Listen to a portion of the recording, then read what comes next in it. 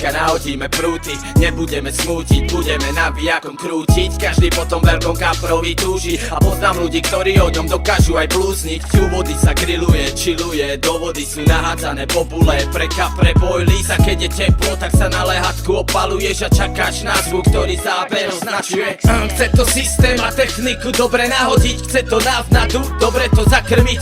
Chce to srdce, keď ide zaloviť, chce to trpezlivosť, nepríde hneď ako nahodíš. Ona není hlúpa, musíš ju uhnať. Čím je staršia, si ťa bude viacej skúšať.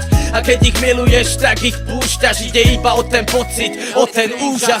Rybolov je pohoda, rybolov je život. Sedíme si u vody a popíjame pivo.